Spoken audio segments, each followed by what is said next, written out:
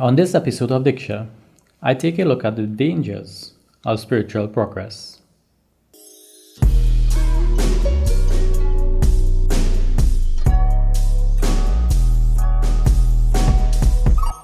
So, in the previous episode of Diksha, I took a look at the fundamental principles of spirituality. And on this episode, I'll take a look at the dangers of spirituality. Now, I use the word danger because let's say, I'm speaking about the unforeseen consequences and the repercussions of embarking on deep spiritual progress, a deep spiritual discipline.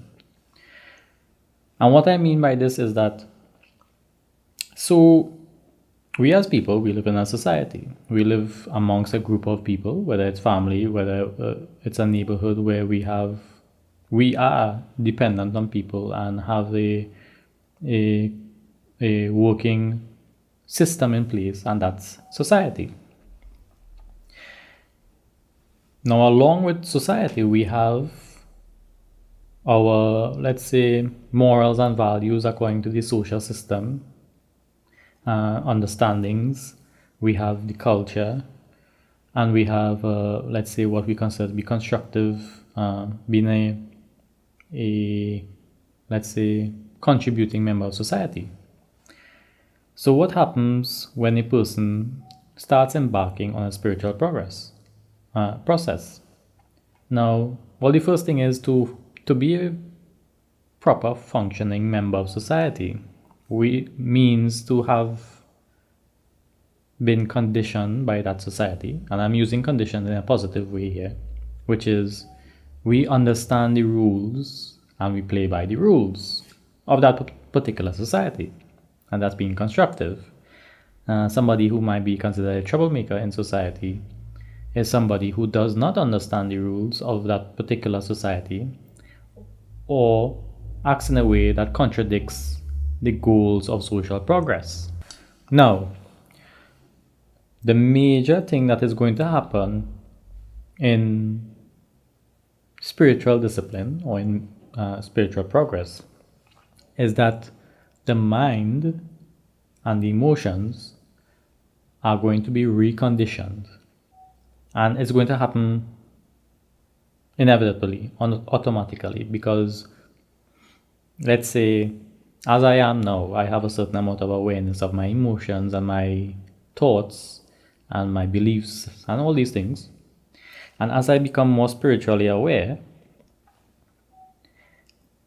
I will naturally change my thoughts and my awareness of my emotions and the way I react to certain situations.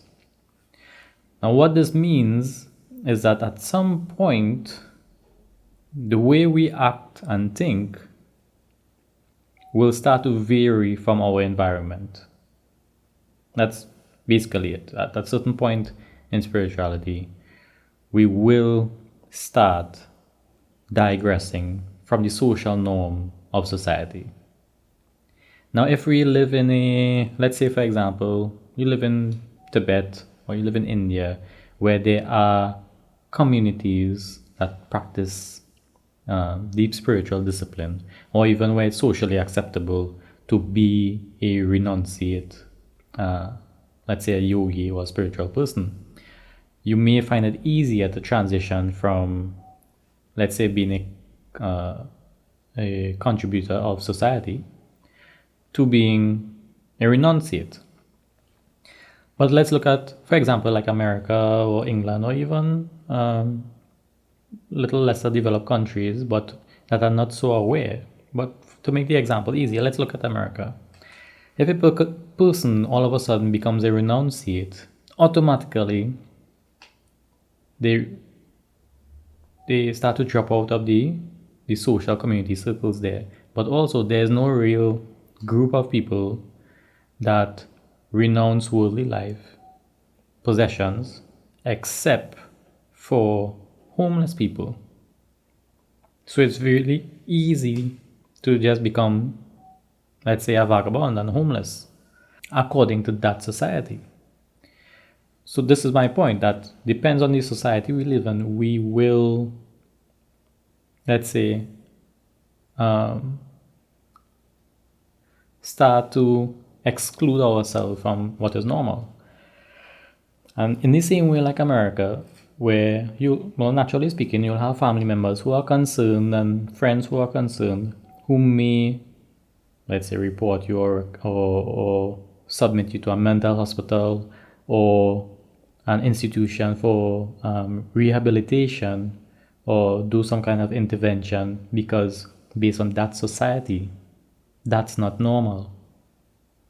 And this is one of the real dangers, and I say danger quite loosely, of spiritual progress, is that the environment around you may not necessarily accept, understand, or support the direction you are taking. And they might, well, people will outright say that it's bad because it's not normal. And as I previously stated, that the whole process of spirituality and spiritual growth is an internal process. So there is the real danger that absolutely no one in your direct environment is going to understand you and your progress. So I think individuals must be aware of this, and it is really, let's say, it could be very much social suicide and professional suicide when one chooses to embark on deep spiritual practice. The other danger, or the other, let's say, factor that I don't think a lot of people might be aware of, is that there is no set time period from embarking on spiritual discipline to achieving the highest ideal. And by highest, I mean, well, let's say there's a start point and an end point. There's no real timeline. And although, yes, we have, let's say, superstar spiritual masters who have been widely publicized and who have a large following, we also have to realize there are a lot of people who are deep in spiritual discipline, but who are really secluded, and they live separate from society, almost have no human contact. And there's no real way of telling where a person is going to go spiritually, because we just don't know what is the progress in a straight line. It's not like a degree. It's not like a learning a trade or a skill. It's really dependent on the individual, and so there's no real way of saying how long it's going to take and where it's going to take you. So there's some, and this is also one of the key things, which is detachment, but also there's faith, and there's also a sense of detachment, but letting go and accepting the consequences as they come. So one has to realize that there is the real possibility when embarking on spiritual practice that you are going to lose your entire life, all the possessions, all the relationships. You may move, you may even leave the country that you were born in, simply because that spiritual life takes you where you need to be and not really where you want to be. So one must be aware that this may eventually be the choice to come with. And it is probably sometimes a hindrance to try to make the current life work with spiritual life. And although, yes, we can apply the philosophy said by people like Buddha and Krishna, that there's a middle ground to take, I must point out that every great spiritual master that I have read about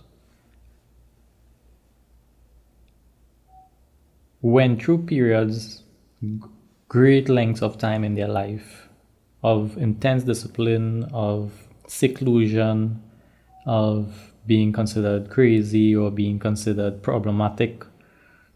So yes, when they are popular and give lessons in spirituality, they themselves basically threw their lives away in, let's say, the pursuit of a spiritual discipline. So famously, for example, Buddha was a prince and he left that behind, and a wife and a child. Satya Sai Baba left his family at a very young age and made his way where he believed he had to go. All these great, for example, Ramakrishna, Paramahansa, the great devotee of Mother Durga, was not a functioning member of society. He was, let's say, an eccentric. You wouldn't exactly consider him to be a well grounded member of society. I'm not let's say insulting his position, but I'm just pointing out that when you look at it, that greatness comes at a cost. Also, to the point that a person may not be appreciated by the friends and those around us, family members and stuff like that. Well, like the names I just mentioned, like Paramahansa, Ramakrishna, and